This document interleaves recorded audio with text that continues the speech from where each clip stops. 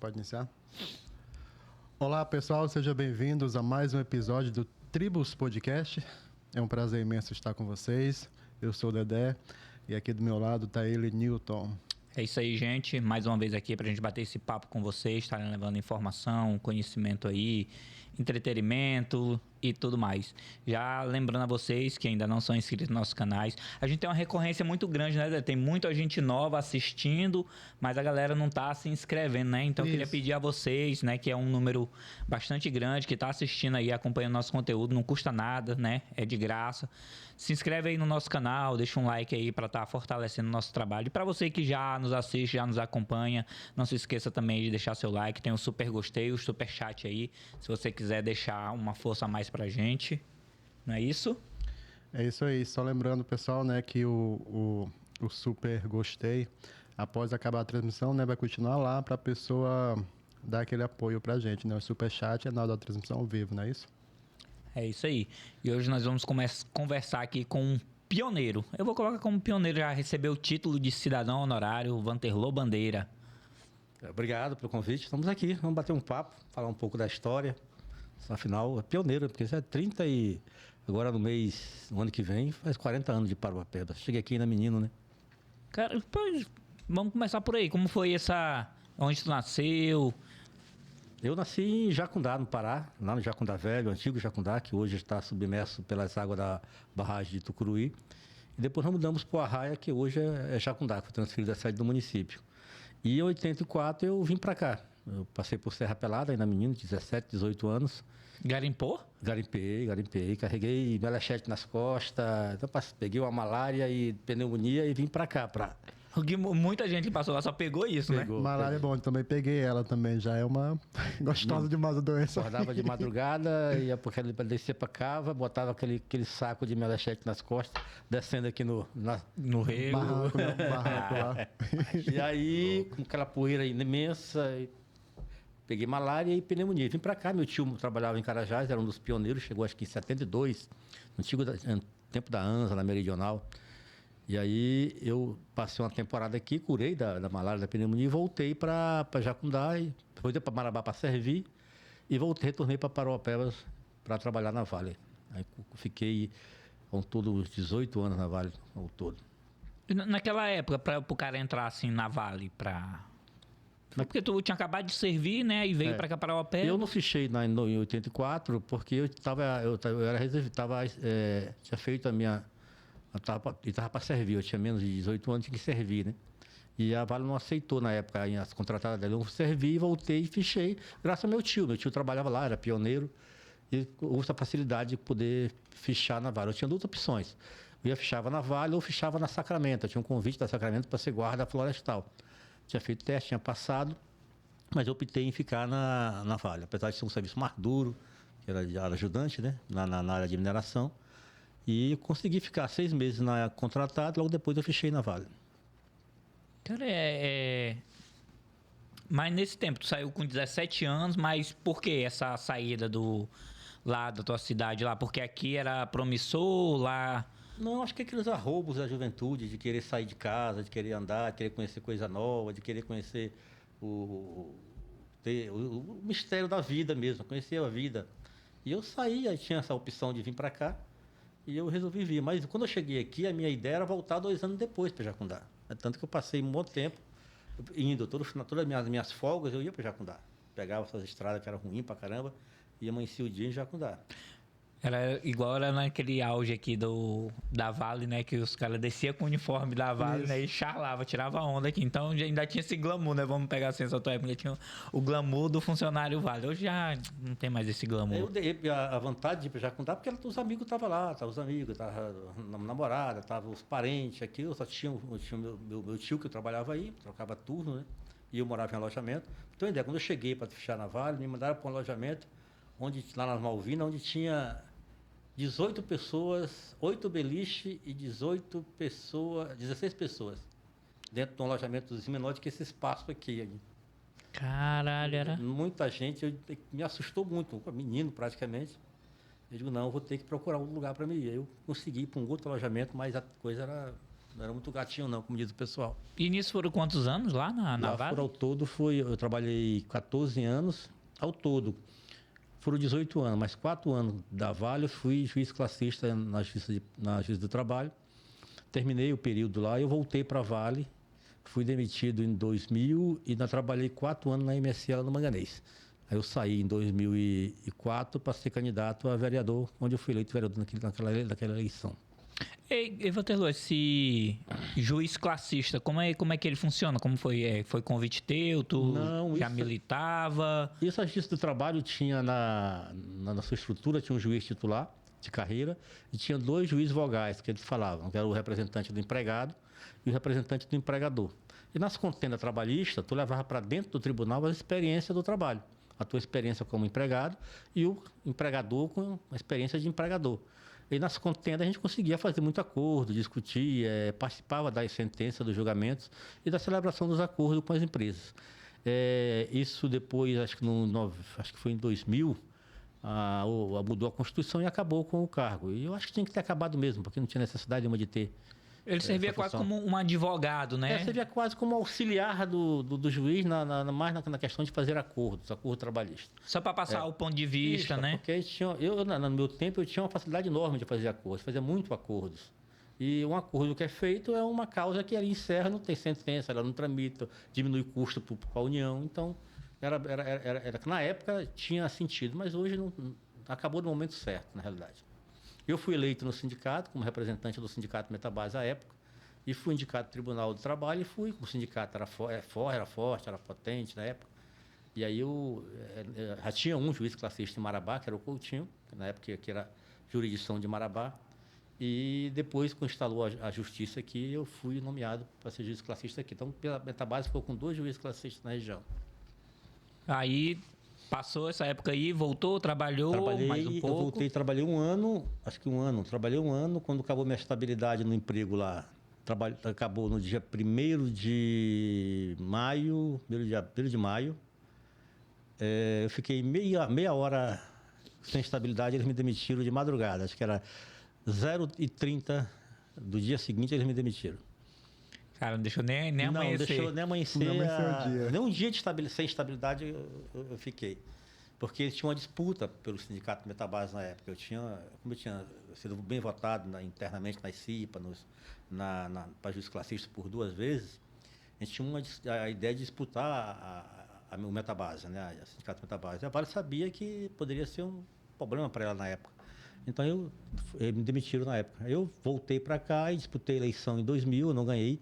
Apesar de ser o mais votado à época pelo PT, tive 460 votos. E como não fizemos o quociente eleitoral, eu fiquei de fora da eleição, não ganhei. E aí me preparei, voltei a trabalhar para a Vale, no Manganês. E quando eu desci em 2004, fomos para a eleição e ganhamos, a primeira eleição do Daci. O PT elegeu 3 vereadores, eu, João do Feijão e o Eusébio. E o Daci foi eleito com uma vitória absurda, fenomenal na época. Pois é, e o incrível, né? A gente não lembra, né? Que não foi a primeira campanha do Daci, né? Todo mundo acha que o Daci só teve campanhas vitoriosas aqui, né? Não, o Daci teve campanha, foi candidato a vereador em 96, acho que teve 150 votos, me parece. E foi em 2000, quando eu fui candidato a vereador, que ele teve 1.500 votos e eu tive 460 na época. Ele teve 1.500 votos. Era ele o candidato a prefeito e o Parazinho era o candidato a vice na época. Ô, chapa essa, hein? Pesada essa daí, ó. Mas e aí, como é que começou o teu amor por as causas, pelo PT? Eu, na realidade, sempre militei meu pai foi vereador em Jacundá, sempre foi da política.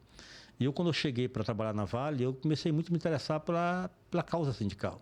Comecei a ler, estudar, eu lia muito, estudava muito. Passava o dia, as minhas folgas quando eu ficava em Carajás, que tempo não tinha internet, não tinha nada. Eu assinava 10 revistas, eu lia quase todos os livros. Eu comecei a me dedicar muito nessa questão.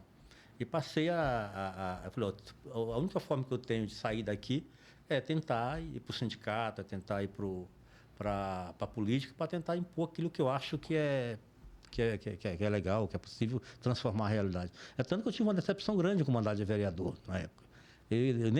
Hoje eu não quero mais, porque eu sei, eu passei por isso, eu convivi, tive uma experiência. Apesar que eu acredito que na minha época eu fui um dos melhores vereadores da época, do meu mandato. nós éramos 10 vereadores, acho que se pegar os históricos da Câmara, foi o camarada que mais propôs, que mais subiu à tribuna da Câmara, que mais apresentou projetos, mais soluções. Tem ideias que a gente brigou aí, por exemplo, a abertura da portaria da Vale. Antigamente o cara da Vale, o funcionário da Vale, dava uma autorização para tu subir para Carajás, para poder acessar o que é público. E a lei diz que o acesso é público, a floresta é pública, a floresta é nacional de Carajás, não é da Vale. A floresta é do povo brasileiro. Então, esse acesso, ele tem que ser, não podia ser o funcionário da Vale, que autoridade tem o funcionário da Vale, dá autorização para o cidadão subir. E muitas vezes, quando o cidadão subia, cometia algum delito lá em cima, a Vale demitia o cara que dava autorização. Nossa. Então, uma forma de proteger o camarada dessa responsabilidade, a gente peitou a Vale, discutimos na época com o IBAMA, com a Justiça Federal, para ver uma forma de, a Secretaria de Meio Ambiente, uma forma de facilitar o acesso.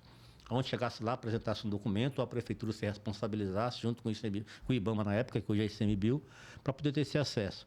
E nós conseguimos muito isso, porque, na realidade, houve uma rejeição muito grande por parte do trabalhador da Vale, porque a Vale passou a ideia à época que ia encher de bandido em Carajás, que ia ter problemas.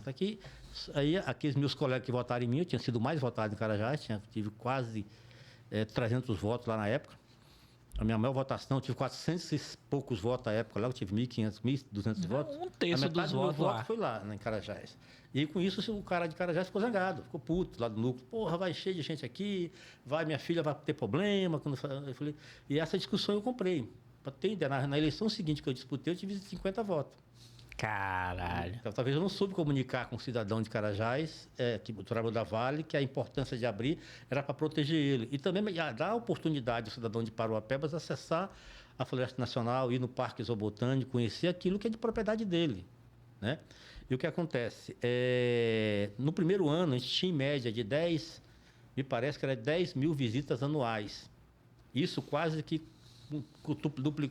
aumentou em 5 vezes. Passou a quase 50 mil visitas durante o ano. Mais pessoas passaram a ter acesso com a facilidade desse acesso a Carajás. Isso melhorou muito. Mas eu perdi muito. Muitos companheiros, eu cheguei até a ser ameaçado lá em Carajás, na porta do banco. O cidadão achava que aquilo ali ia virar uma... E até foi o contrário, porque a Vale, com isso, impôs a Vale a aumentar a segurança dos seus trabalhadores. Ela fez um convênio com a Polícia Militar, botou mais 4 ou 5 policiais lá diuturnamente. Com isso, na estatística que nós, na época, apresentamos, o número de pequenos delitos até diminuiu. Antes de de melhorar o acesso, democratizar o acesso, e depois que democratizou o acesso. Melhorou porque ela passou a ter mais cuidado com aquilo que era a responsabilidade da segurança do cidadão lá e dela, né? Eu lembro de uma história que tu contou uma vez que eu ouvi, que era até agora eu tava lendo, lembrei da história que tu contou, que agora parece sair um edital do transporte público aqui de Parauapebas, né? Então vai melhorar, vai ser bom. Outra briga. Essa briga aí. Vereador, Porque o que acontece? Nós tínhamos o transporte aquele tempo daquelas bestas era besta, né? Aquelas vanzinhas que caíam as portas no era meio da Kombi rua. e as vanzinhas mesmo. Besta, tudo. Então eu chamei essa briga para mim. Mais uma vez, às vezes, a falta de comunicação, né? Que a gente, se tivesse hoje no tempo do WhatsApp, desses grupos, né, da rede social, a situação era diferente. Se tu pegar os jornais da época, todos os jornais da época, quem aparecia mais nos jornais era eu. Correio do Pará, Regional, eu estava em todas. Porque todo debate que tinha na Câmara, eu era um dos mais atuantes. E aí eu comecei a brigar com a questão do transporte coletivo, melhorar o transporte coletivo. E deram uma ideia que eu queria acabar com o transporte coletivo. Acho que até o Marcel colocou no jornal dele que eu tinha a ideia de acabar com o transporte coletivo e colocar ônibus. Quer dizer, não era bem isso. A ideia era que as cooperativas, se as pessoas se organizassem em cooperativas. Exemplo que eu conheci, por exemplo, fui em Belém, Recife, Curitiba. Andei em vários lugares para conhecer o modelo de transporte coletivo através de cooperativas. E os camaradas eram totalmente desorganizados, porque os caras não têm uma proteção social hoje, por exemplo. O cara que tinha uma van, se a van bater ou se ele se machucar, quem que vai arcar com os custos dele? Ele não pagava a contribuição do INSS. Ele não pagava uma cota para uma cooperativa para ter a manutenção do carro dele. Então era a maior baderna, cada um por si, e parava em qualquer lugar, aquela bagunça toda. E aí, na época, chegaram até a mobilizar uma galera grande de fãs, foram para a Câmara para ir para cima de mim mesmo. Fui ameaçado, fui perseguido, saí da Câmara escoltado pela polícia, porque eles queriam me pegar mesmo, né? Mas, na realidade, a gente queria dar proteção para esse serviço. Melhorar para o cliente, melhorar para o usuário e melhorar para quem vai prestar o serviço. Né? Porque não dava para continuar. Tanto que eu estava certo que depois mudou. Depois formou-se em cooperativa, a central, criou a central. Hoje o camarada tem essa proteção social. Hoje ele tem uma certa proteção quando o carro dele quebra, ele tem como se sustentar. Eu imagino que tem, é para ter, se não tiver, está errado. E agora mesmo o governo lançou um edital de licitação do transporte coletivo, melhorar o transporte. O certo é que tem que melhorar o transporte coletivo da cidade. Nós temos hoje uma cidade grande, 400 mil habitantes, é muito carro nas ruas, a gente tem que diminuir esses carros da rua e dar condição das pessoas andarem num transporte seguro, com ar-condicionado, com conforto, com qualidade, com rapidez. Porque tem linha dessas aí da central que gasta quase 2 horas de um ponto a outro da cidade. Então, isso é inadmissível. Tu tem que fazer com que esse perímetro diminua o tempo e melhore a qualidade dele. E o governo municipal tem que ser parceiro nesse debate. Tem que ter responsabilidade nisso, em busca de crédito, em busca de financiamento, em busca de condições para isso. Não pode também deixar a central aí, com a dívida que tem hoje, na mão. É preciso chamar a responsabilidade para si, discutir com a central, ver o que se deve e talvez ela possa até ser a ganhadora dessa nova licitação, mas com ônibus novos, modernos e com qualidade para o cidadão. Eu lembro que quando chegaram esses micro-ônibus, que eu acho que é os que estão ainda hoje, né? Que foi um avanço na nossa locomoção, que chegou, a cooperativa ganhou, né? E teve uma parceria com a prefeitura, né? Para vir esses micro-ônibus novos. A prefeitura foi parceira, foi a fiadora do projeto, do financiamento junto ao BASA. Mas é necessário que se faça. Eu acho que aqui a gente pode se pensar de forma para ser meio sonhador, mas daria para pensar, por exemplo, um VLT. Um transporte que sairia da portaria ali da Flora Nacional de Carajás até a UFRA, por exemplo. Só fazendo aquele itinerário no canteiro central aqui. Linhãozão. Leão. E o outro, por exemplo, saindo da Shopping Palmares. Shopping Palmares 1, Palmares 2, quer dizer. E os pequenos, e os bairros seriam servidos por pequenos, por micro-ônibus. Que é mais ágil. Que é mais ágil, mais rápido, mas isso. Eu acho que dá para se discutir um modal de transporte diferenciado e mais eficaz aqui. Eu acho que tanto a Sense quanto o governo municipal tem essa preocupação de discutir isso. E eu vi que eu acho que se não está com esse mesmo pensamento, nós está bem parecido, porque a maioria dos ônibus são micro-ônibus mesmo, aí tem uns ônibus menores com uma capacidade de 70 e outros com capacidade de até 100 passageiros, né? Então, eu acho que eles vão diversificar aí para diminuir nessa rota aí, porque também todo mundo não pode rodar por essa rota. Já tem os ônibus da Vale, né, das empresas que é muito grande, no horário mesmo de pico, tu chega aqui na PA, gasta meia hora para tu atravessar 2 bairros, né? E essa ideia, isso no passado, essa ideia de um ônibus pequeno também, que é menor, eu acho que é até um equívoco. Hoje não, hoje tem condição de botar um ônibus um pouquinho maior, né? Para poder, quanto mais ônibus, um ônibus maior, é mais gente no ônibus e é menos um carro que fica na rua. Tu tira menos um carro da rua. Tu tem que só tentar melhorar essa questão do modal, do tipo de transporte. Fazer essa linha central, Palmares e Canteiro, distribuir nos bairros, eu acho que isso daria uma boa condições de mobilidade aqui na cidade. Mas é hora de... Nós estamos passando do tempo de escolha. Eu discutia isso em 2005, pô. Nós temos quase 20 anos que eu discutia isso. E de lá para cá nós avançamos muito pouco. Podia ter avançado mais. Mas e por que essas pautas assim ficam tão paradas, né? Essa de mobilidade, Parauapebas cresce assim, de uma forma muito rápida, esse potencial que a gente não vê em todo lugar. Mas aqui tem um paternalismo que o poder público cria. Isso vem não é do governo agora, isso vem desde o início, de querer se dar tudo de graças para as pessoas e não exigir dela o retorno. Então, houve assim, não vou mexer com a cooperativa que está derrubando a porta na rua, que está com um ônibusinho caindo, porque vai perder o emprego do cara. Mas se eu melhorar a condição desse transporte, eu tanto vou melhorar a vida desse camarada, como vou melhorar o transporte para o cidadão. E aí ficaram com esse negócio, de ficar não, eu vou, não vou. E aí se perde esse tempo, quando deveria estar discutindo um modelo de transporte mesmo eficaz, moderno. Alguma grande cidade, como Curitiba, por exemplo. Tem linha, eu conheci linha lá em Pernambuco, o cara de uma Sprint, ele faturava R$15 mil mês à época. Ele pagava ali a manutenção, o seguro dele, pagava o INSS dele e tirava líquido ali, talvez de 8 a 10 mil à época. Quer dizer, na época que o cara ganhava no máximo 1.500. Poxa, um salário de 8 mil por mês tá bom, hein? Era muito bom.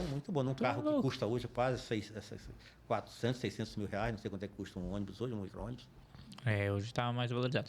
E Nesse, assim, o que mais te pegou? Tu acabou de falar aqui que o cargo de vereador tinha aquele sonho, né, de chegar na vereança e tal, pra mudar, pra colocar as pautas, tudo aquilo que tu acredita, mas quando chegou lá, tu falou que se debateu aí que não era bem assim, do jeito que tu pensava. Na realidade, quando a gente ganha, da forma que a gente ganhou em 2004, acho que foi a maior e melhor eleição que teve aqui foi em 2004, cada da C. Houve assim é tanto que Movimento orgânico. Foi reeleito um vereador apenas na época. Então foi uma mudança mesmo grande, né? E aí a gente tem pressa de querer resolver as coisas. E nem tudo, aí o tempo cura, o tempo te ensina isso. Nem tempo tu consegue fazer as coisas naquela tua pressa. Porque tem processo licitatório, tem tudo, né? Até tu conseguir implementar tuas políticas públicas, há uma demora. E eu comecei uma briga com o próprio prefeito, com o secretário, com todo mundo, para cobrar essa agilidade. E depois que eu percebi que não era bem assim o riscado, né? O caminhado. O processo, né? E outra coisa, a população, muitas vezes, ela não te exige a melhoria da rua inteira. Ela não exige, muitas vezes, o projeto da coletividade. Ela exige o meu projeto, o meu pedaço. Meu pedaço, entendeu? E não importa o pedaço do outro. Mas se eu consertar o pedaço dela, tá bom demais. E aí, eu ficava incomodado com isso. Eu não participava, eu ficava tanto incomodado quando a gente perdia tempo para discutir um quebra-mola. Eu não participava do requerimento de quebra-mola, eu saía da sessão. Porque eu achava que era perda de tempo o vereador se passar o dia todo discutindo um quebra-mola, pô. Quebra-mola é um negócio que o Departamento de Trânsito pode verificar e implantar. Porque muitas vezes o cidadão pede um quebra-mola e não há necessidade de ter aquele quebra-mola naquele local. É apenas por vaidade mesmo de ter um quebra-mola. Porque ali tem que ter um estudo técnico, tem que ter viabilidade técnica, saber se aquilo realmente... Porque teve caso de cidadão que morreu aqui em quebra-mola porque muitas vezes ele não tinha necessidade de estar ali. Ele não sabia que tinha, no dia seguinte tinha, chegou, bateu, caiu, morreu, quer dizer, por falta de sinalização ou por falta de... Ele não deveria estar existindo ali. Uma via rápida. Eu já pulei uns 2 quebra-mola. Justamente. Na Rua 16 tem um. Por essa falta aí, uma vez eu lembro que eu vinha olha de onde que eu vinha. Eu vinha do City Park, mas eu era moleque novo, trabalhava a noite toda, o dia todo, então nem bebia muito, não. Mas vinha de bizinha pra casa, aí tava serenando. Aquela serenina, aí baixei a viseira, aí de noite, tu sabe, né? Serenando com a viseira do capacete de baixo. Vinha vindo ali, moça, e tinham acabado de fazer aquele quebra-mola ali, onde era o antigo Bosco. Ali mesmo na Faruque Salmen, descendo ali perto do Carajás Hotel, do shopping Carajás. Fizeram ali sem sinalização. E eu vim ali na minha pra chegar em casa. Moço, quando eu vi, tava em cima do quebra-mola. E de bis, né? Sabe que bis não tem freio, né? Então é tu se segurar ali e se equilibrar. Pão, pulei ela e saí cambada. Ainda bem que não vinha ninguém na outra mão nem nada, mas é isso, né? O estudo da viabilidade. Muita gente quer não, estão andando rápido demais, estão passando muito rápido aqui. E coisa que eu vejo que é próximo às escolas, né? Que eu acho que deveria ter, inclusive eu acho até que deveria ser aqueles passagens, né? Que é aquele mais largo, né? Que elevadas. Às vezes é só mesmo quebra-mola. Passagem elevada é só uma boa ideia, porque primeiro, é mais fácil sinalizar, porque como tem muita sujeira na rua e a rua fica muito abrasiva, o choque do pneu do carro com a sinalização, ela desgasta muito. Se eu levanto um pouquinho ela, a água bate, desce, o material que está em cima, ela fica mais tempo sinalizada. E aí, Vanterlu, saiu desse teu mandato de vereador, foi aquela festa, aquela alegria, né, de ter ganho, a turma toda achou que fez um bom trabalho, veio para a reeleição. E aí, como foi a reeleição? Na realidade, eu desisti de ser candidato no ano de 2008, não queria ser candidato, né? É tanto que eu não trabalhei para ir para a reeleição. Eu fui para a reeleição porque houve uma demanda do partido, me pediu que eu teria que ser candidato. E é tanto que eu falei para o partido, com vários companheiros do partido que me procuraram. Falou, olha, depois da convenção, eu vou, mas eu não tenho a menor vontade de ir para Palanque, de acordar de madrugada, de fazer as visitas que eu fiz no passado. Não tinha essa disposição. Mas, mesmo assim, eu fui. Fui e ainda tive, acho que 1.311 votos, se eu não estou enganado. Na época, elegeu o Zé Alves, o Miquinha, o Eusébio e Raimundo Vasconcelos. 4 vereadores. Ficou do 1.500 para 1.300, ficou o Altamiro, o finado Altamiro, né? Que Deus o tenha, o João do Feijão e eu. Aí ficou o Alemão atrás de mim, com tudo acima de 1.000 e poucos votos. Foi uma eleição muito competitiva, muito forte. E aí eu tinha que voltar a trabalhar, né? Voltar para... Como eu tive que procurar emprego para poder me virar, né? Apesar do prefeito ter ganho a eleição, mas eu fiquei de fora dos mandatos, né? Dos primeiros 2 anos. E aí, terminei indo para o INSS, porque eu tinha problema de coluna, 2 hernias de disco, na cervical e lombar, aí eu passei um problema de saúde, eu tive que entrar pelo INSS, mas eu não aguentei. Logo no metade do ano eu saí porque não aguentava aquelas perícias. Que sempre tinha a perícia, o médico achava que eu estava marcou, eu não fui mais lá. Aí em 2011 eu fui trabalhar com o Eusébio na Câmara como diretor da Câmara. Foi a época que ele foi eleito presidente? Eu fui presidente, eu fiquei com o Eusébio e fiquei com o Zé Alves. Eu cheguei com o Eusébio, parte dos vereadores não me queria lá. 2 meses depois, todos já me queriam. E a eleição do Zé Alves foi condicionar a minha permanência lá na Câmara. Mas foi porque isso, os caras viram assim, não, esse cara aqui já foi vereador, foi bem votado e está aqui dentro, aqui no nosso meio, vai... Acho que é o ciúmes. Na política tem muito disso, tem ciúme, tem intriga, tem, né, os grupos. Mas na realidade eu descobri que o meu papel não era ser vereador, era ter esse trabalho mais voltado para o bastidor, para a articulação. Para ter uma ideia, eu na campanha de 2004, eu trabalhei duramente na articulação da confecção da chapa do Daci. Os outros partidos chegaram depois que o barco estava andando. Mas antes foi eu, que era um dos articuladores, que organizamos os partidos, organizamos todas as chapas, os candidatos a pré-vereador dentro do partido, que nós fizemos isso. Tanto que nós organizamos uma chapa bacana e ganhou a eleição. Depois que veio os outros partidos, quando viu que compor, né? O negócio estava bem encaminhado, né? Mas nós trabalhamos muito essa questão das articulações internas. Em 2008 também.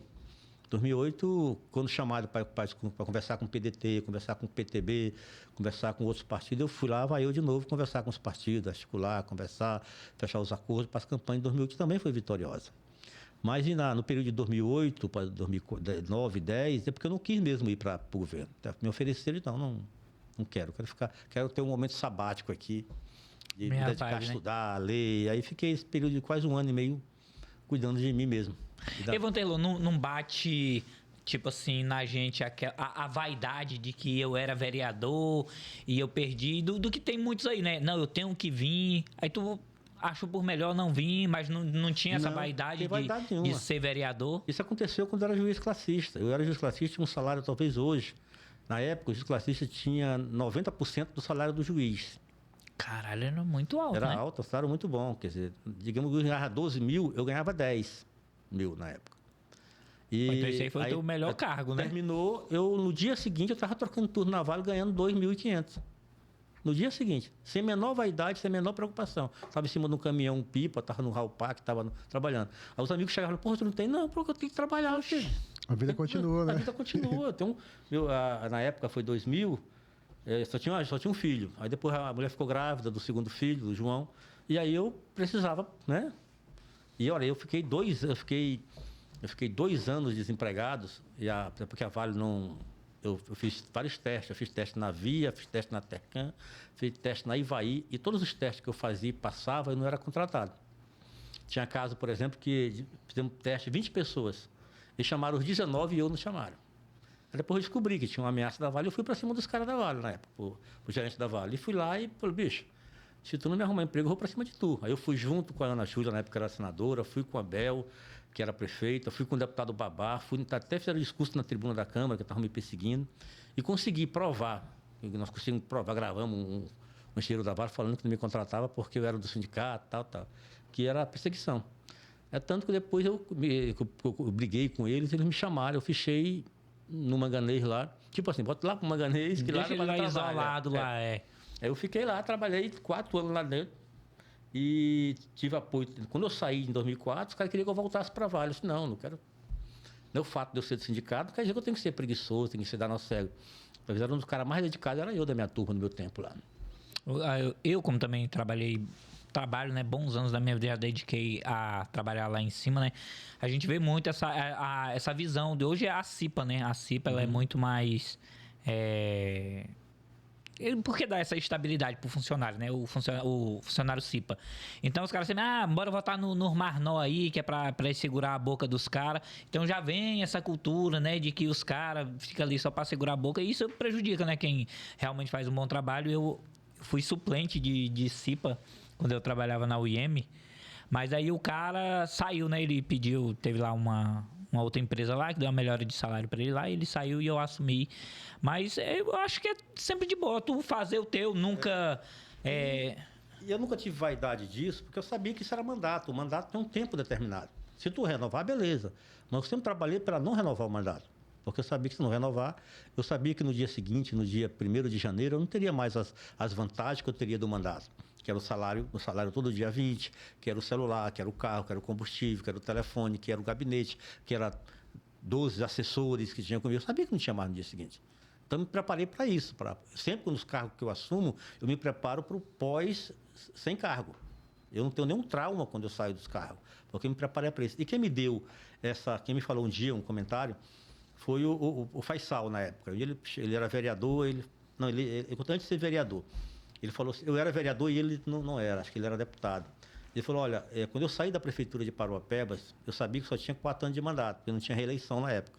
Mas eu passei 6 meses com tensão pós-mandato, né? Problema pós-mandato, porque acabou tudo. Né? Não tinha nada, não tinha mais o assessor, não tinha mais... O cara sente aquela... O Darcy disse que depois do cara sair do mandato, nem o vento bate na costa, né? E é muito isso mesmo. Então o cara tem que se preparar para isso. E aqueles que não se prepararam para isso, pode ver. A maioria deles hoje tem problema. Né? Não se organizaram, não se prepararam, não se criaram uma expectativa muito grande, porque o cara é só 4 anos. E 4 anos, para quem está dentro, passa muito rápido. Quem está fora esperando a vez para entrar demora, mas quem está dentro eu falei isso da vaidade porque não deve ser só aqui, né? Mas eu vou pegar os casos daqui que a gente tem mais acesso, né?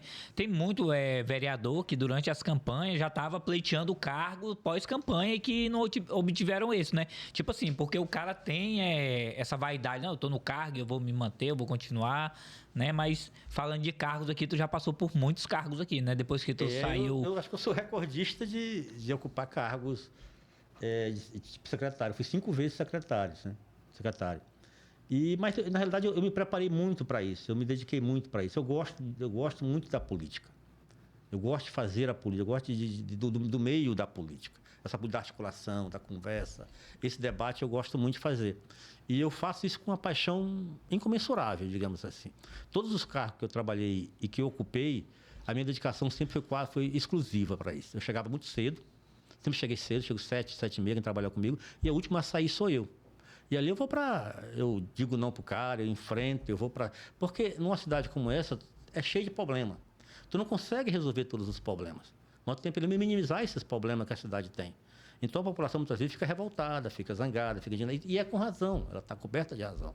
E cabe a gente a ter esse diálogo com a comunidade, explicar os motivos. Porque muitas vezes o cidadão não entende que uma cidade milionária como Paruapebas eu não tenho um serviço prestado lá na porta da casa dele. Né? Mas muitas vezes é uma licitação que demora, é um processo que for judicializado. Eu tive 3 processos judicializados. Eu tive pontes que foram judicializados, tapa-buraco que foi judicializado, e manutenção de zona rural que foi judicializado. Passei 2 anos sem um contrato de zona rural. Passei 1 ano e meio sem contrato de tapa-buraco. Se eu passar 1 ano e meio sem tapa-buraco numa cidade que chove 6 meses por ano, vira um caos. E o trânsito pesado, sem falar, pesado, né? Quer dizer, tem loteamentos aí que foram construídos sem nenhuma preocupação com a estrutura urbana. Não fizeram drenagem adequada, não fizeram os meio-fio adequados, as águas servidas são jogadas no meio da rua, a exemplo aqui do bairro da Paz. Mas pelo menos aqui ela não estoura muito, porque as ruas são mais abaloadas. Né? Sim. Então, diferente do Cidade Jardim, Parque Carajás, Nova Carajás, esses bairros aqui é feito de chapa, de TSD, um asfalto frio, e toda a água é jogada na rua. E aquela água fica empoçada ali dia e noite, ela não tem para onde, muitas vezes, para onde sair. Então, é esse problema que a gente tem que resolver. E eu, quando fui para o gabinete do Valmir, por exemplo, nós tínhamos uma crise institucional. Eu fui 5 vezes diretor da Câmara. Né? Depois fui com o Eusébio, fui com o Zé Alves, fui com o Braz, fui 2 vezes com o Braz, fui com o Castilho, diretor da Câmara. Aí eu fui para o gabinete do Valmir, tinha uma crise institucional. Isso era qual mandato? Era 2014, eu fui para o gabinete em 2015. Mas o Valmir tinha uma situação complicada. Em 2014, quando a eleição do Gesmar, que ele foi candidato a deputado, teve 31 mil votos, o Valmir chegou a ter 84% de avaliação positiva na cidade. Aí eu procurei, ele tinha iniciando uma crise com a Câmara de Vereadores. Porque o Valmir entendia que ele não precisava de vereador para governar, que é um engano do camarada. Porque o vereador, o prefeito precisa do vereador, né? Mas, em tese, o vereador não precisa do prefeito. Em tese, né? Porque muitas vezes... Porque o vereador caça o prefeito não caça o vereador. É isso? E aí ele me chamou para ajudar ele. Eu falei, olha, quando eu vi que ele não tinha muita habilidade nesse traquejo, e aí eu fui para a Secretaria de Obra como assessor. O Dário me chamou para trabalhar na Secretaria de Obra. Aí depois eu fui para o gabinete. Quando cheguei no gabinete, uma crise instalada. O Valmir saiu de 84, em dezembro de 2014, para menos de 2% em junho de 2015. Caiu mesmo, né? Ficou lá porque teve várias operações policiais, teve GAECO, afastamento de prefeito, de vereador, prisão de vereador. Quer dizer, aquilo desgastou o governo. Quando eu cheguei em setembro de 2015, ele tinha menos de 2%. Num mês que nós ficamos lá, que deu estabilidade institucional, que parou as brigas com o vereador, que fechamos os acordos, que acomodamos as bases, e já passou a ter 8%. Quer dizer, o vereador não procurava mais o Valmir, procurava o chefe de gabinete. Conseguia dar um ar mais humano para abrir as portas, minhas portas sempre abertas, conversava com todo mundo, então ele melhorou muito essa relação com não só com os vereadores, mas também com o judiciário, com o Ministério Público, com o movimento social. Houve essa relação muito bacana. E aí fomos para o mandato, fomos para a eleição, e por pouco não ganhamos a eleição na época, em 2014, né? 2015, 2016. Aí depois que eu saí do Valmir, eu dei um período sabático novamente e me chamaram para ir trabalhar na Secretaria de Segurança. E quando eu cheguei na Ciência, a Ciência estava em greve, não tinha defesa civil, polícia, o DMTT totalmente desestruturado, Guarda Municipal em greve. Estava aquartelada, né? Estava tudo aquartelado, e nós chegamos e conseguimos recuperar muito a praça, com o apoio do Braz e da vereadora Joelma na época. E conseguimos tirar a guarda do quartel, colocamos nas ruas, organizamos a defesa civil, que hoje é uma das melhores defesas civis do estado do Pará. Não tem nenhum, no estado, acho que não tem uma defesa civil com a capacidade que tem hoje, né, de organização, de estrutura, de técnicos. Já é uma defesa civil muito preparada. E nós temos aí, e o próprio DMTT hoje, que tem salário melhor, viatura, estrutura, quer dizer, tem uma situação muito mais confortável. Conseguimos negociar com a Vale um quartel lá, um espaço ali na PA 275 para eles. E quando aí chegou, na política tem uma coisa, chega um momento que tu sente que não está mais produzindo. Tu não consegue mais produzir. Por mais que tu produza, tu não consegue. Por quê? Porque o tempo é desgaste. Isso é uma ferramenta que ela precisa ter manutenção, né? E aí eu saí e fui para a Secretaria de Obra em 2019. Acho que março de 2019. Não tinha uma obra na cidade.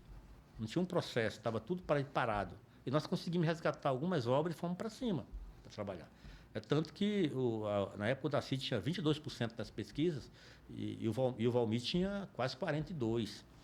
Né? E nós conseguimos junto com... Né, não é um trabalho só meu, é um trabalho do coletivo, de todo esforço de todo mundo, que foi para cima, trabalhou, abriu vários processos estatórios, terminamos o Auto Liberdade, fizemos essa duplicação aqui da Presidente Kennedy, aquela ponte da Presidente Kennedy, terminamos a duplicação da PA 275, fizemos parte do Betânia, fizemos Tropical 1 e 2, quase tudo, quer dizer, abrimos vários processos licitatórios, abrimos no Parque das Nações, VS 10, Morada Nova, fizemos praça, fizemos escola, quer dizer, começamos a botar o barco para rodar, remando para a beira sempre, né? Saímos do banzeiro, tanto que o Daci foi reeleito. Mas eu sabia que eu ficaria na secretaria, acho que até 2020. 21, porque eu não tinha mais, não era acordado a continuação, né? Fiquei um ano ainda, 1 ano e 2 meses depois do não combinado, né? Vamos ficar. Mas eu acho que a gente fez muita coisa que pegando porrada, apanhando, mas fazendo uma cidade, sempre pensando numa cidade melhor. Tem coisas que posso. Eu passo na rua, por exemplo, eu vejo aquela rua Belém ali, bem bacaninha, quer dizer, pô, eu tive meu dedo aqui. A praça aqui perto, está até parada, essa praça aqui da Araguaia, quer dizer, que era uma região antiga, até do vereador. Um elefante branco, ela. Tá ali parado, mas eu deixei rodando, como eu deixei também toda a cidade de Jardim, já 4 processos da cidade de Jardim aberto, funcionando na hora de assinar o contrato. Deixei a continuação do bairro Betânia, deixei a Praça dos Metais lá, porque hoje é a Praça dos Esportes Radicais, já quase finalizando, quer dizer, muita coisa te deixou já encaminhados para fazer, Porque a gente tinha aquela preocupação. Eu andava na rua, até ontem um colega lá na Secretaria de Obras que falava assim, bicho, tu não para, tu anda na rua olhando as coisas. Eu andava olhando aquilo que eu poderia intervir. Como é que eu posso intervir aqui nessa rua? Como é que eu posso intervir nesse bairro? Que tipo de solução eu posso melhorar o trânsito aqui? E eu pensava, fazia muito isso. E isso a gente foi com apoio da galera mesmo lá. Quer dizer, eu acho que tu perguntar lá na obra, qual é a secretaria que eu passei, qual é a minha aceitação lá dos funcionários, dos servidores, eu acho que é um dos maiores que tem, é muito grande. Por esse comportamento respeitoso, ético e preocupado com a cidade. Só voltando aqui um adeno. Assim, o seu Valmir, quando assumiu, né, ele foi eleito, aí tu não estava no governo dele, tu era da Câmara. Da Câmara, né? E ele foi eleito, aí quando tu entrou, o seu Valmir já estava nessa crise, né, com a Câmara, aquela briga, hoje assume como é que era? A Ângela. Hoje assume a Ângela, amanhã é o Massude, não sei quem, e tava aquela briga aqui, né, que a gente viu. Aí tu entrou, assumiu, e o seu Valmir, ele foi um cara que ele fez, assim, muita obra grande, assim, e destacada aqui no nosso município. E não obteve êxito na reeleição.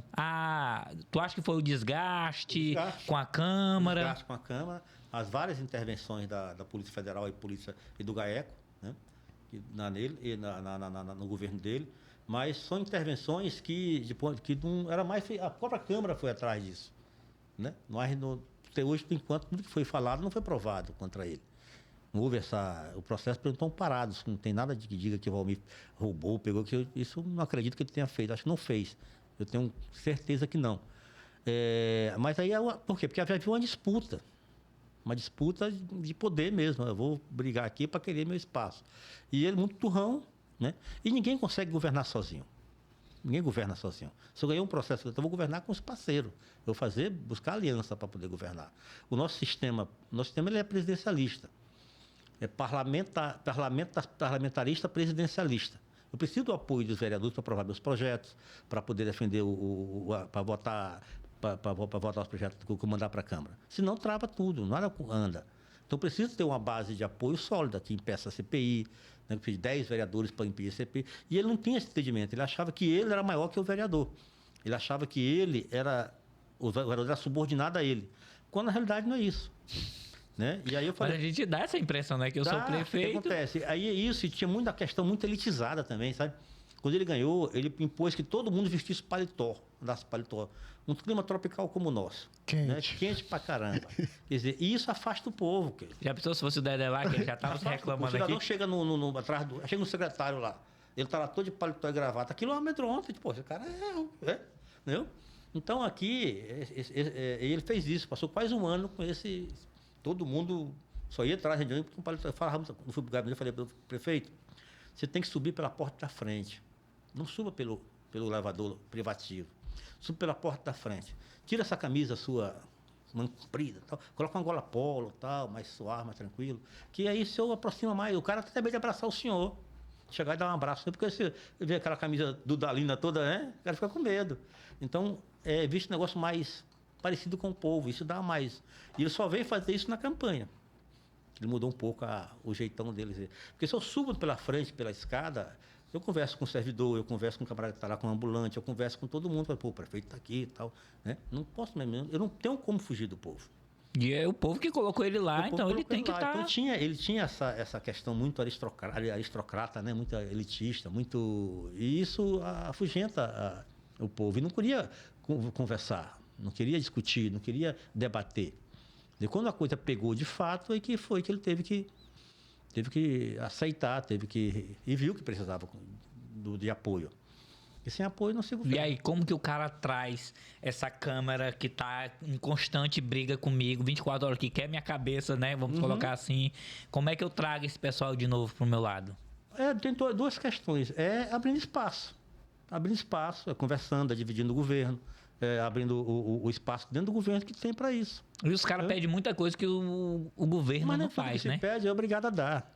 Não, eu digo assim, de fazer. Os caras, eu quero praça, o vereador em si, cada vereador é um projeto. Cada cabeça ali, cada vez tem um projeto diferente. O cara tem um sonho dele. Ele foi eleito, ele quer fazer, ele tem um projeto dele. Ou ele quer ser reeleito, ou ele quer ser prefeito, entendeu? E ele falou, porra, eu voto no prefeito, eu voto no orçamento desse tamanho aqui. e eu não tenho um espaço nenhum, eu não posso nem sequer indicar um servidor lá para poder abrigar, que votou em mim, que me ajudou. Então tem esse pensamento. Isso não é só aqui. Isso é, se tu pegar, tu acha que na disputa do partido chinês não há acordo lá com o presidente? Né? Claro que há. Na disputa do democrata com o republicano, há também. Nos países que funcionam, que são presidencialistas, até mesmo no parlamentarismo, funciona esse debate, essa discussão.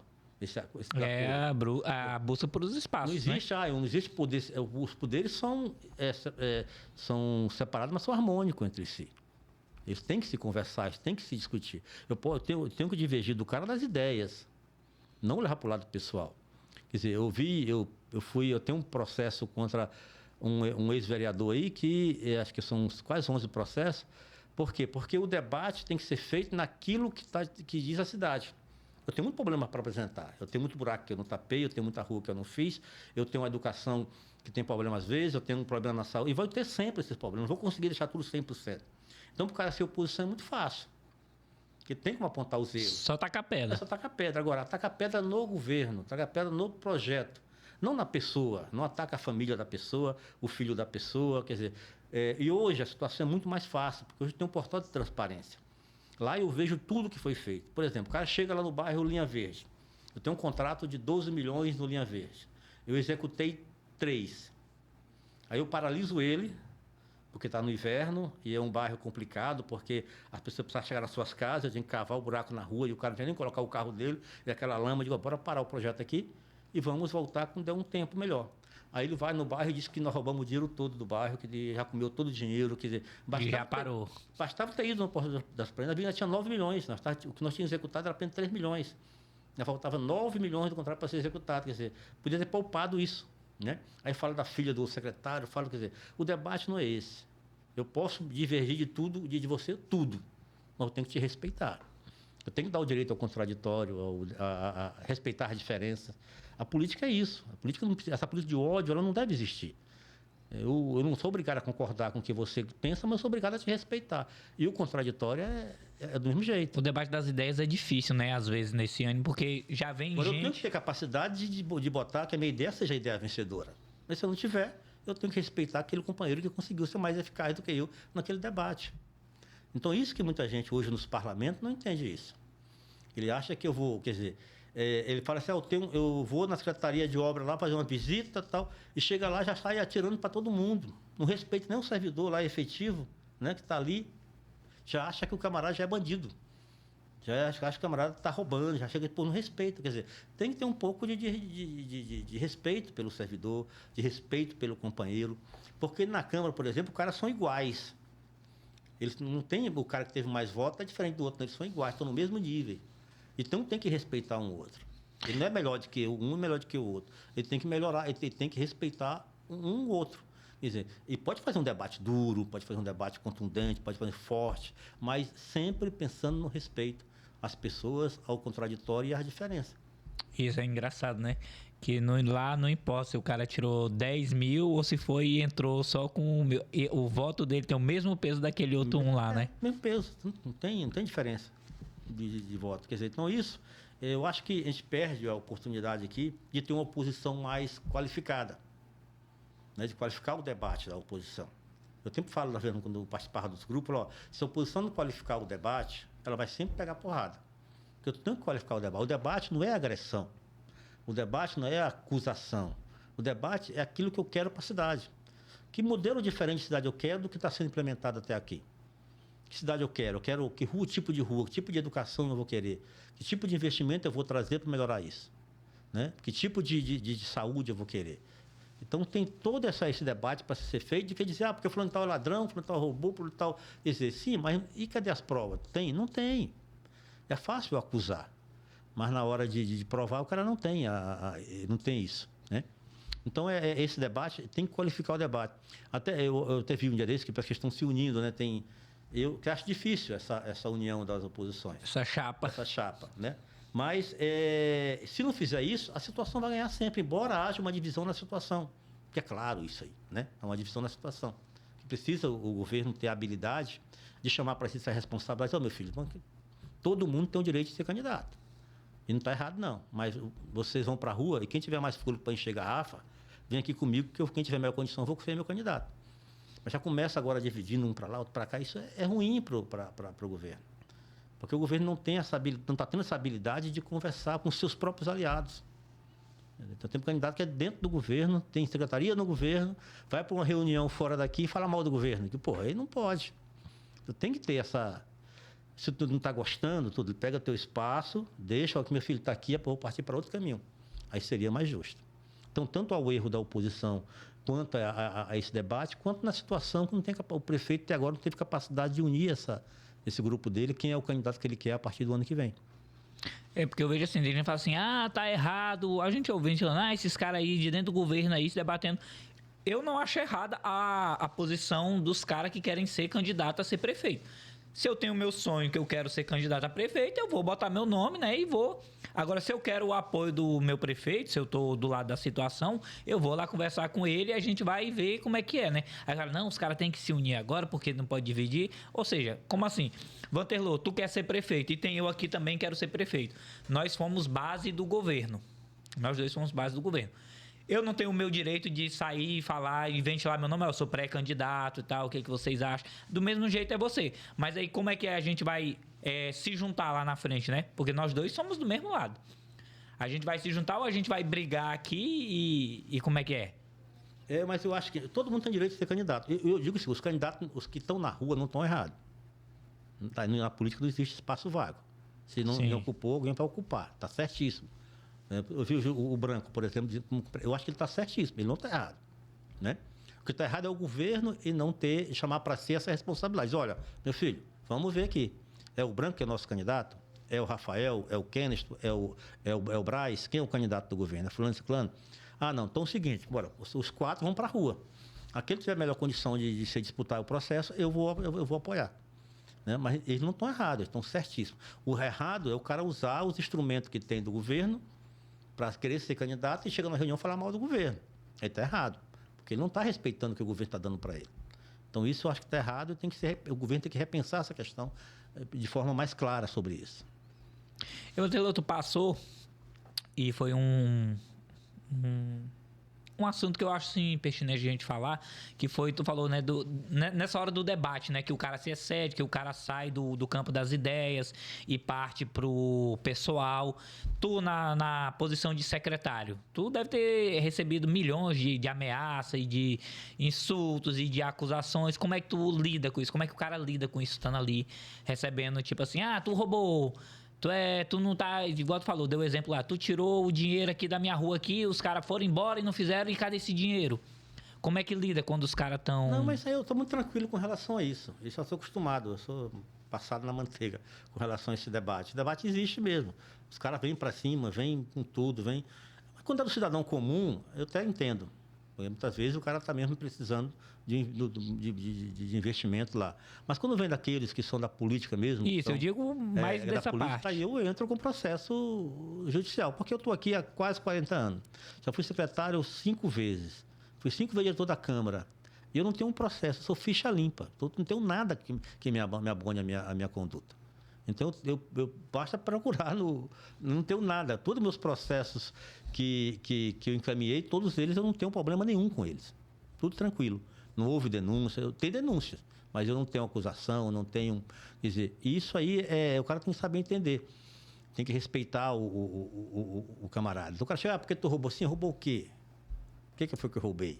Ele não sabe dizer, só ele vem do imaginário dele, da cabeça dele. Mas esses camaradas, é isso que ele tem que entender. Ele pode muito bem fazer um debate duro, firme, contundente, mas sem partir para acusação leviana, para mentira, para o ódio. Eu acho que ele tem que fazer esse debate mesmo. Porque muitas vezes ele faz isso para gerar like na rede social, para poder mostrar para a turma dele, né? Eu tô aqui, né? Na época de campanha a gente viu muito disso aí, principalmente parece que tu tinha um alvo gigante nas costas, né? Que tinha uma galera que justamente era da equipe do seu Valmir, né? Do partido do seu Valmir, que os caras foram com unhas e dentes pra cima de ti. Os caras foram pra cima de mim, os caras entraram com um processo para não derrubar o viaduto, para ter uma ideia. Para impedir o viaduto. Ainda bem que o juiz entendeu que aquilo era uma armação política. Por quê? Porque ele sabia que se eu travasse o viaduto ali, eu prejudicaria a eleição do prefeito. Porque ia virar um caos ali, né? Isso. Até eu estava vendo as imagens ontem, derrubando o viaduto. E aquilo para mim foi uma coisa muito satisfatória. Porque desde que eu era vereador, eu já debatia a retirada daquele trombolho do meio da rua. E o cara dizia que aquilo não ficou bom, santa paciência. Eu tirei um trombolho do meio da rua, abri aquilo ali, para ter um exemplo, só com aquela tirada do viaduto, ali no Hotel Ibis ali... Eu ia falar, o Ibis que agradeça, viu? Todas as lojas estão alugadas, tem um empreendimento ali, estão gerando emprego só com aquele fato de eu ter tirado ali. De tirar aquele trombolho do meio da rua. Então, melhorou muito. Aquilo os caras queriam barrar. Os caras entraram com... Esses mesmos caras hoje, que dizem pré-candidato a prefeito, eles entraram em 2019 com processo judicial para barrar o tapa-buraco da cidade. Por quê? Se eu não tapar o buraco, eu vou prejudicar o prefeito e eu vou lucrar sobre isso. Ele não está preocupado com a cidade dele. Ele está preocupado em sacanear com o prefeito, com o secretário, para ele poder lucrar em cima daquilo. Os mesmos caras que estão candidatos hoje entraram com um processo para tirar a máquina da zona rural do trabalhador. O juiz deu, ficamos 1 ano e meio sem máquina, sem equipamentos na zona rural. Que houve um prejuízo enorme, porque eu passo 2 anos sem manter a zona rural arrumada, quando eu for arrumar, o gasto é maior. E conseguimos reverter essas questões todas e conseguimos, pelo menos, dar uma minimizada nessa questão. E os caras, mesmo que foi o viaduto, foi a Praça dos Metais, foi o Nova Vitória, eles entraram para poder prejudicar mesmo. A ideia é prejudicar o governo, é inviabilizar o governo. E ele não vê o cidadão, ele vê só o projeto mesquinho e tacanho dele. Muitos caras que estão na oposição hoje. O cara chega até suspeita de dar um tiro no próprio peito, porra. Quer dizer, aí é um negócio que... Bem complicado. Complicado. Eu tô rindo aqui, mas... O cara vende a mãe para galgar o poder. Pensar na situação, né? É. E, cara, eu vi aquelas retiradas. Ali era mesmo apagado o Ibis. Ó. O Ibis não era nada. Eu acho que nem os quartos, eu acho que não alugava com o viaduto ali na frente. Não tinha como, não tinha acesso. Tem problema de forma de estrutura? Tem. E sempre vai ter. Aqui nós temos que... por quê? O nosso problema aqui nós temos nós deveríamos ter feito aquele processo todo de pavimento rígido, de concreto. Tudo de concreto. Não era de asfalto. Porque ele vai sempre ter problema. Porque o pavimento rígido, ele daria porque ali a quantidade de carro pesado que passa ali é enorme. Para Canaã, se não tirar aquele fluxo de carro lá pelas ferrovias para ir para Canaã ali ou para Palmares, a gente vai ter sempre esses caminhões pesados ali passando acima da carga com peso. E nossas vias não foram feitas para suportar esses caminhões pesados. E aí nós temos que começar a pensar, trabalhar arduamente no pavimento, para botar concreto, pavimento rígido. A PR-160, por exemplo, toda de pavimento rígido. Toda de concreto. Concreto mesmo. Entendeu? Ele vai passar 20 anos sem dar manutenção. O que já se gastou com manutenção ali naquele asfalto, dava para a gente fazer Aí eu vou abrir um processo licitatório, vai custar 100 milhões. No dia seguinte, o Ministério Público manda cancelar. Que acha que já tem visto, tudo enquanto. Quer dizer, mas os nossos processos aqui, eles são muito bem trabalhados, eles são muito bem cautelosos. Nós temos profissionais, tanto na Procuradoria, quanto na Procuradoria, quanto nas licitações, de alto gabarito, super qualificados. Então, o processo demora muito mais, é porque a quantidade de exigência que esse pessoal exige, para que só saia mesmo se estiver tramitado. É tanto que todos os processos que é embargado aqui, a gente ganha lá em cima no tribunal, porque ele teve um critério muito minucioso. Então, a oposição tem que entender isso. Então, eu estava vendo aqui hoje, o nosso problema é que a gente deveria ter, uma coisa que eu errei, que eu pequei, era nós ter aqui no município uma usina de asfalto do próprio município. Uma usina de asfalto do município, da Secretaria de Obra. Hoje, essa demanda está na Segovia, mas deveria estar na obra. Entendeu? Não na Segovia, deveria estar na obra. Eu, se fosse prefeito, acabava com essa Segovia, porque ela não serve para nada hoje. Tudo que ela está fazendo hoje já foi feito na nossa época, que é o EPA e o Centro de Zoonose. Zona rural, a obra pode fazer. O que está de obra, a obra não tem necessidade de ter 3 secretarias de obra nesse município. Nós temos o PROSAP, Segovia e CEMOB. Basta 2. Continua o projeto do PROSAP, que é bacana, é belíssimo, e bota tudo na obra de novo. Volta para a ciência, volta para o planejamento. Quer dizer, que é uma função que não tem. Eu não vejo na Segovia quando o Kennedy estava aí, tudo bem, porque nós conseguia articular junto com o secretário, com os vereadores, tinha um papel institucional, que hoje não tem, se perdeu esse papel institucional. E precisa voltar a ter esse papel institucional. Alguém que tenha tamanho para executar esse tipo de serviço. No caso, foi criada para fazer, né, esse traquejo aí entre as secretarias, né, e agora virou... Que deveria ser o papel principal dele. Quem faz obra é obra. Planejamento, que tem que fazer planejamento. Bota parte... Eu acho que isso, eu não tenho medo de falar isso. que eu acho que é papel do governo. Aí, na questão da usina de asfalto. Se eu tenho uma equipe de usina de asfalto e crio 2 equipes, uma de dia, outra de noite, eu consigo tapar esse buraco com menos tempo. Em vez de passar um mês aberto, esperando um processo licitatório, eu tapo ele um dia. O que acontece em Canaã, por exemplo. Então, as equipes próprias da Secretaria de Obra. E eles conseguem fechar o buraco num tempo menor, mais curto do que nós. Porque muitas vezes eu espero, acabou o contrato, eu passo 3, 4 meses sem contrato. E justamente no período chuvoso. Aí vem, aí peia no lombo. E se eu tenho essas equipes, eu boto 2 ou 3 equipes na rua trabalhando dioturnamente, dia e noite. Eu consigo trocar, fazer esse serviço. Nós não fizemos isso. Porque na época, não há necessidade. Hoje, o ano passado, eu entendi que há essa necessidade. Hoje é mais do que necessário ter a equipe da própria Secretaria de Obra, uma equipe de Teve que sentir na pele para poder... E os outros projetos, por exemplo, eu estava vendo, não adianta eu tapar buraco nos bairros de loteamento. Se eu não tirar tudo aquilo e mudar toda aquela estrutura que está dentro ali, de boca de lobo, de drenagem, eu vou Só com a peneira. Só tapar o sol com a peneira. Eu vou tapar 1 mês, 2 meses. No dia seguinte, a próxima chuva vai romper.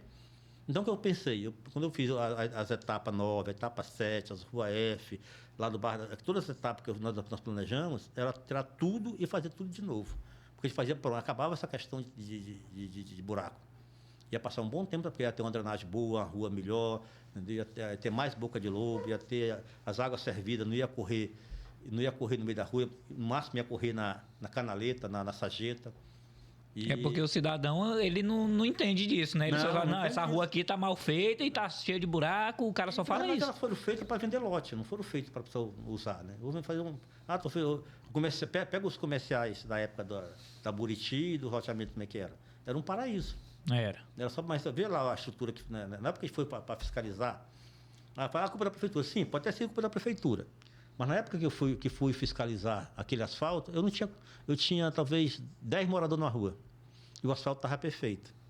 Aí 2, 3 anos depois, eu tenho 50 moradores na rua. Com 50 carros passando naquela rua. Quer dizer, um ano depois, estourou o asfalto. Né? Porque a cidade cresceu de uma forma violenta. Foi lá que quase todos os lotes já foram vendidos. Lá é praticamente uma cidade mesmo. Uma cidade mesmo. E fazer justiça, não a questão da pavimentação, mas quem pensou mais ou menos nessa questão da mobilidade foi o Nova Carajás. Já fez uma rua melhor, mais larga. Tudo bacana. Mas a pavimentação é a mesma. Que eu acho que esse loteamento devia ser um debate feito na Câmara. O cara que abre um loteamento, vamos fazer audiência pública. Abre as audiências públicas para discutir com a comunidade. Chama a Câmara de Vereadores, discute. Aí o cara assina um termo de compromisso. Ele vai ter que obrigar de cumprir aquele checklist dele. Se não cumprir, ele não vai ter a autorização, não vai ter não passa para a prefeitura, enquanto ele não cumprir rigorosamente todos os checklists. Tem poço artesiano, de quantos metros? É o asfalto, acabar com o TSD, asfalto usinado. Tem quantas boca de lobo, tem meio fio, tem sarjeta, quer dizer, água servida vai para onde? Tem que ter saneamento básico, não pode ser jogado no meio da rua. Água da piscina do cara, vai para o meio da rua, tem que ir para saneamento. Tem estação de tratamento de esgoto? Não tem, então não vai abrir loteamento. E esse é um gargalo grande aqui em Parauapebas, né? Eu abro uma rua, boto um piche lá, jogo uma brita por cima e vou vender lote por preço absurdo, passar 20 anos pagando. Aí o cara paga 2 vezes. Ele pagou para aquele lote, pela rua que ele fez e paga pelo buraco que está aberto, ele vai pagar de novo para refazer. Então, esse debate de loteamento, eu acho que os candidatos têm que pensar nisso, porque a cidade não vai parar de crescer. Novos loteamentos vão surgir. E qual é a responsabilidade desse loteamento? Só pegar o dinheiro e ir embora, não investir na cidade? E deixar um passivo para os mutuários, para o cidadão pagar, anos e anos. Ia ficar complicado, né? Porque só sobra para nossas costas, que estamos aqui dentro mesmo. Mas, Vanterlô, e tu falou tu assumiu a pasta da Obras num período complicado, não foi? Complicado. Foi o período da pandemia. Até porque, na época, não tinha... Não, foi antes da pandemia. Foi antes? Mas porque não tinha dinheiro. Quando o Daci entrou, a arrecadação caiu muito. Já no governo do Valmir, em 2016, no final, nós tivemos que fazer um TAC no Ministério Público, demitir muita gente para poder pagar as contas, porque não tinha. Dinheiro, me parece que o CEFEM chegou a 60 e poucos milhões e caiu para 18 milhões em 2016. Cara, uma perca aí de 90%. Então, houve uma perca grande na época. Quando o Daci assumiu, ele não tinha recurso. É tanto que ele foi para Brasília, ele brigou para aumentar. Só veio melhorar quando aumentou o CEFEM, que coincidência foi justamente quando eu cheguei na Secretaria de Obra. Mas o período que ficou antes de mim, não tinha recurso, não tinha dinheiro. O dinheiro que caía era muito pouco. Uma folha de pagamento dessa que é muito grande, que é inadmissível, tem uma folha desse tamanho, que é absurdo eu gastar o que eu gasto com o pessoal. Eu tenho que diminuir o custeio dessa máquina pública, eu tenho que diminuir a quantidade de servidores que não estão, que estão na máquina, tem que dar um reajuste nisso. Eu tenho que diminuir isso. Se eu não diminuir o custeio, eu vou ter problema, como o Marabá teve no passado. Marabá, o Tião veio conseguir pagar o 13º de 2016 já no final do mandato de 2020. 4 anos. 4 anos, negociando para pagar, porque não tinha. Porque chega um momento, imagine só, hoje eu tenho uma folha de pagamento de quase 50 milhões, digamos. Daqui a pouco cai a arrecadação, eu não posso pagar com o CEFEM. Eu pago com outros tributos. E aí, se cair o CEFEM, automaticamente cai outros tributos. E aí, como é que eu vou fechar essa conta daqui a 10 anos? Vou criar um monstrengo aí que eu não vou conseguir, se eu não começar agora a pensar em reduzir esse custeio dessa máquina pública. Pois é, isso foi até matéria de debate há pouco tempo, né? Porque demite, não demite. Aí aumentou o CEFEM, melhorou muito o CEFEM, né? E aí, com isso, houve possibilidade de fazer esse investimento que nós fizemos na época. Agora, houve uma redução também. Reduziu de novo agora, caiu para 45, 50 milhões. Já foi mais, foi 100 e poucos milhões. Aí o prefeito está lutando novamente para ver se aumenta, para conseguir melhorar essa arrecadação. Deve melhorar a partir do mês que vem. Isso é sempre normal no início de ano, antes do balanço da Vale, há uma queda natural do CEFEM, que o CEFEM é a nossa grande fonte de renda. É o que faz a infraestrutura, pode gastar com infraestrutura, é investido para isso. Tu não pode gastar o dinheiro da educação em infraestrutura, tu não pode gastar da saúde em infraestrutura, gastar o dinheiro do CEFEM, que é um recurso bom que vem para o município. Esse do CEFEM, ele pode ser alocado, fora que não pode pagar, né, fechar a folha de ponto, ele pode ser alocado em qualquer outra área. Não, ele é destinado para serviços de infraestrutura urbana. Infraestrutura da cidade. Que é aqui eu não estou com a ideia, para preparar a cidade para quando eu perder isso aí. O que eu devia ter era um fundo. Eu criar um fundo, eu tiro 5% do CEFEM, todo mês guardo no fundo. Para chegar na época de vacas magras, eu tenho um recurso para poder... Eu fiquei achando que a Vale deveria ter mais esse fundo, além disso aí, porque... Sempre tem esse debate aqui, né? Da Vale. Qual é o papel da Vale aqui nas áreas que ela explora o minério? É só o CEFEM? Né? O que mais que ela tem? Porque eu aqui, como cidadão de Parauapebas, eu vejo muito pouco do investimento da Vale aqui no nosso município. Né? Eu não vejo muitas coisas. Ela pode fazer campanha na internet, dizer que está fazendo coisa, mas aqui... Não tem. O que ela faz é muito ínfimo isso, em razão aqui... daquilo que ela tira. O CEFEM é uma obrigação dela pagar.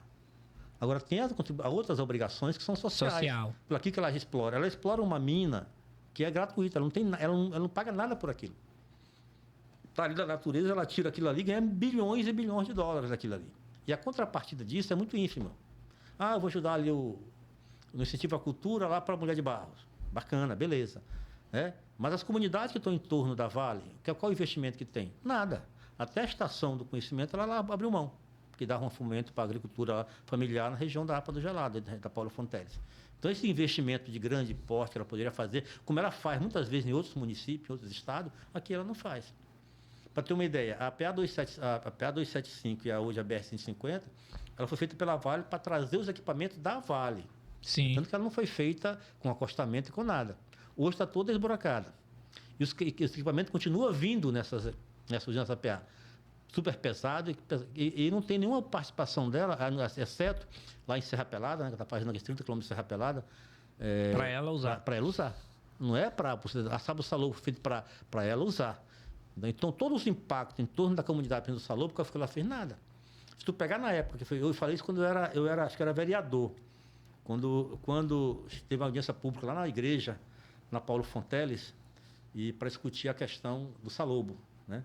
Que a Vale dizia que ia ter 6 mil homens no Salobo, na região de Salobo lá. E todo mundo viu aquilo como, beleza, bacana. E eu perguntei se tinha algum projeto para minimizar esses impactos, para mitigar esses impactos. Qual o impacto? Porque eu tenho uma comunidade rural com 3, 4 mil trabalhadores, de repente chega a 6 mil pessoas, a maioria homens. Uma hidrelétrica da vida. Abre um boteco em tudo que é lado. Abre um boteco em tudo que é lado, né? Aí começa a aumentar. Pode ver a estatística. Se pegar o conceito tutelar, tu vai ver isso. A quantidade de crianças que ficaram grávidas. A quantidade de crianças que foram assediadas.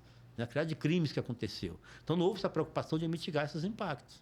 Muito pouco que houve esses impactos. Então, ela tem que ter a contribuição social dela. Não é só dar 2, 3 mudas de açaí. Não é só dar um incentivo qualquer. Ela pode ser muito mais do que isso. Eu já vi, eu vou citar aqui também mais um projeto dela, que também é ínfimo, né? É referente, mas era a escola modelo. Que até minha sobrinha fez a escola modelo, que era o ensino médio. Cara, ela ficou maravilhada. Ela falou que foi a melhor coisa que teve para ela foi participar dessa escola modelo da Vale. Que era ali onde era o Senai, né? Que agora o prédio tem bem uns 10 anos lá também que tá em construção. Não sei o que tá se fazendo de lá. Mas ela participou da escola modelo lá. Ela falou que era um modelo muito bom, que realmente agregava, entendeu? Para os estudantes daqui. E que parece que foi só o tempo dela, 3 anos, o tempo dela concluir o ensino médio. Tu vê outra questão interessante? Qual foi o impacto que foi mitigado com relação ao ramal ferroviário? A não ser impor, foi imposto praticamente dentro da cidade, um ramal que praticamente limitou o crescimento da cidade. Ela estancou, né? Quer dizer, construiu viadutos que se amanhã eu quiser, por exemplo, duplicar a 275, eu não tenho espaço para duplicar embaixo do viaduto. Ou se eu quiser ampliar para 160, tem que fazer um outro viaduto do lado. Porque não se pensou naquela época eu construir um espaço para fazer isso. Porque eu não construí naquela época ramais marginal a ferrovia, que fosse para Canaã, que fosse para Palmares. Né? Com espaço para poder o cidadão, quando vier com transporte, não entrar no centro urbano e já ir direto para o Salão ou direto para Canaã. Quer dizer, não houve essa preocupação. Então, tudo aquilo que foi discutido no ramal ferroviário, muito pouco, aí trouxe um impacto, porque é muito barulho. Quem mora na Nova Carajás, tu passa, acho que cada minuto passa um trem, aquele barulho, o cara não dorme, tem suas casas trincadas pelo barulho do trem. A trepidação do trem, quer dizer, e tudo isso não traz prejuízo para o cidadão. Os impactos são grandes, então tinha que ter mitigado esses espaços. E cabe também o debate tanto da Câmara, do vereador, do prefeito, das comunidades, discutir isso e peitar ela nesse sentido.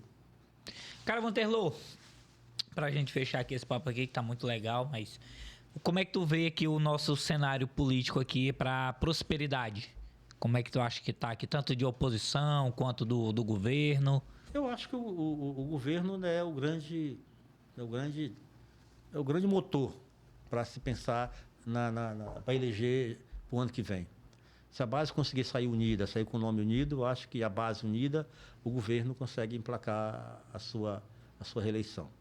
Isso eu não tenho dúvida com relação a isso. E a oposição é aquele mesmo debate. Se ele não qualificar o debate e fazer um debate qualificado da cidade que queremos, vai ficar no meio da estrada. Não amadurecer. Apesar que eu acho que tem um camarada que eu até vejo ele com carinho. Eu gosto dele. Eu acho que ele é bem bacana, que é o Hipólito. Eu acho que é o mais tranquilo de todos. Um cara preparado, é um camarada que não tem ódio, que é de diálogo, entendeu? Um cara afetuoso. Mas eu acho que não consegue ir muito na frente, não, apesar de tudo isso. Porque o que está junto dele também não acho que não agrega muito. Mas na hora o governo, a máquina, ele é um grande motor dessas campanhas do ano que vem. Isso aí, né? Então é isso aí, galera. Show de bola, muito obrigado por ter vindo aqui, batido esse papo aqui, contado um pouco da sua história aqui, né? Pra gente aqui, você que é um cidadão... Aí nem falou do teu cidadão honorário, pô. Demorou, né? Pois é. Não demora tanto, porque eu falei, porra, tem tanta gente aí que ganha cidadão honorário que eu tô aqui há muito tempo, já bati muita picareta aqui. Principalmente servindo, né? Servindo, né? Trabalhando, produzindo e fazendo o que gosta. E eu digo, porra, eu tô aqui há muito tempo, já cheguei aqui menino. E quem foi o que deu a indicação? O Leandro Chiquito, meu amigo Leandro Chiquito, meu camarada. Eu gosto muito dele. E acho que fico até feliz e agradecido porque eu já sou filho daqui. Eu estou com 40 anos aqui, eu tenho 58, né? 57. Tenho 57. Aí o que acontece? Parte da minha vida está aqui. Maior da parte. Meus filhos nasceram aqui, casei aqui, então construí minha vida toda aqui. E não tenho a menor ideia menor vontade de ir embora daqui, que eu vou ficar, que eu vou construir. Estou produzindo aqui. Nem para ir pescar no Araguaia? Isso é meu sonho. Mas pescar no Araguaia. Vou botar minhoca na água lá. Produzindo aqui, produzindo açaí, produzindo leite. Fala aí, como é que tá essa fase aí que tu agora, depois que tu saiu da CEMOB, o que tu tá fazendo? Os trabalhos? Estou plantando açaí. Estou na minha terra lá na Apa do Gelado. E estamos mudando totalmente nossa cultura, né? Então, querendo plantar muito açaí, porque acredito que o açaí seja um grande investimento. E daqui a pouco ninguém vai ter, né? Se não plantar, não tem. Isso. O nativo está escasseando. Então, também a produção dele é mais Então, daqui a pouco meu sonho é ser o maior produtor de açaí aqui da região. E com muito esforço, daqui uns 5 anos, eu acho que eu consigo chegar lá. Aqui tem uma galera aqui muito que é do peixe, né? O Elias mesmo, eu conheci ele, apesar de ser Elias da Construforte, né? Do material de construção, mas ele é muito forte na piscicultura, né? É. Aqui a galera Mas eu tá acho muito que voltada para essa piscicultura. Tem, porque hoje o peixe, eu trabalho com peixe, apesar de não tem compara com ele, eu sou um pequeno produtor de peixe, mas o peixe dá um resultado mais rápido, mais imediato. Então, a ideia do peixe também não é ruim, não, é boa. E só dizendo que todos os meus projetos que eu tenho lá na APA, todos eles são autorizados com licença ambiental, com com a outorga da água, tanto pelo Estado, pelo município, tanto pelo ICMBio. Todos eles são liberados, são autorizados, são licenciados. Eu tenho licença ambiental, eu tenho, todas as minhas áreas, ela tem reflorestamentos de áreas degradadas. Eu estou diminuindo o uso do gado e muito. Parte que não vai ter gado vai virar floresta. Então, é um projeto ambiental muito bacana, que espero daqui a pouco vai ser modelo aqui na região. Pô, show de bola. Eu desejo sucesso aí pro primeiro... Como é? Primeiro... Perdi o fio aqui do cara do açaí do Peba e da região, não é isso? Tem mais gente produzindo, tem gente que mais produz. Tem o próprio Taci, tem o Vicente, todos que produzem. Não, mas tu disse que quer chegar lá, né? Eu falo isso, eu desejo sucesso. A minha ideia é essa. Quer dizer, a área que eu tenho é grande, tem um projeto, vamos buscar mais parceiros, estamos buscando parceiros. Eu acho que vai dar certo. A partir do ano que vem, a gente já quer abrir mais novas áreas, mais novas fronteiras. Eu acredito que até o final de 2025 a gente tenha aproximadamente quase 40 alqueires de açaí plantados. E tu já está produzindo açaí? Como é que é essa? A partir do ano que vem já começa a produzir. Já vai ter os frutos da... Eu produzo esse ano do nativo, porque eu fiz o manejo do nativo, então aumentou muito a produção. Já começa a produzir a partir de maio, junho, o nativo. Que é muito nativo, né? Eu fiz o manejo, melhorei muito a questão do manejo. Esse estalo para ti do açaí, como foi que veio? É uma terra pequena, digo, não dá para ter gado. Então, o que eu vou fazer? Eu tive muito conselho de gente lá de Tomé Açu, do seu Mitinouro, do camarada da Embrapa, muita orientação no sentido que era muito melhor o açaí. Eu vi as pessoas seguinte na minha cabeça, desse tamanho, que cada fruto podia ser uma vaca. Cada pé de açaí era uma vaca. Eu compro o fruto por menos de R$3 a coisa, né? O bezerro. Não, a muda. A muda, pois é, o bezerro. Muda, hoje mesmo prepara minha muda, eu faço. Mas cada muda daquela é R$3 para ela vir de Castanhal para mim. Pronta. Então, como fosse um bezerro. Daqui a 2 anos e meio, ela começa a me dar lucro, aquela fruta, né? É meio que quase o mesmo espaço que o bezerro vai me dar. Sem contar que o bezerro vai embora. E eu continuo produzindo ali naquele espaço. Então, eu fiz essa analogia meio tosca, mas que eu acho que vai dar certo. Vai dar certo, né? Uma terra pequena. Uma terra pequena, lá eu tenho mais de quase 40 mil pés plantados. Eu posso chegar a 100 mil pés plantados e eu não chegaria nem com 200 bois. 200 cabeças, né? Então, quer dizer, estou aproveitando todos os mananciais, estou recuperando, a ideia é ter um negócio bem ambientalmente correto. Produzir respeitando as normas alimentares. Sustentável. Eu acho que lá não é fácil, porque lá é APA, né? A fiscalização é muito intensa. Tanto do ICMBio, quanto da SEMA estadual, da SEMA municipal. Toda a fiscalização grande. E aí eu preciso estar com toda a documentação em dias para fazer isso. Eu acho que é um dos poucos que tem. Toda essa documentação deve ser eu aqui. A burocracia é grande, né, Vanterlô? É muito grande. Eu estou esperando liberar agora uma anuência de produção, que o Estado precisa me liberar, e o ICMBio também. Para o Estado me liberar a licença, eu preciso dessa anuência de produção. Falta uma só. E é a maior dificuldade do mundo para poder conseguir essa anuência. Mas isso aí tu já aprendeu, né? Durante os anos dentro do serviço público, que é demorado mesmo, faz parte do processo. Tem a burocracia, tem a fiscalização, tem as vistorias, tem um checklist para fazer, demora um pouco mesmo. Mas é para o bem da humanidade, da natureza. Não adianta produzir sem respeitar as leis ambientais. Tem que ter em dia tudo isso mesmo. Porque a natureza agradece. E a gente também, a prosperidade agradece, né? Na hora, com certeza. Então é isso aí, Vanterlô. Muito obrigado mais uma vez. Viu? Tenha uma boa semana para todos. Vamos isso aí. Vamos tirar uma foto aqui, né? Vamos, já. É isso aí, galera. Lembrando que não se esqueça de se inscrever no nosso canal, deixa um like, um gostei, compartilhe para mais gente estar assistindo aí, vendo os nossos vídeos aí, ajudando a gente. E é isso, galera. Até a próxima. Fomos. Fui. Tchau.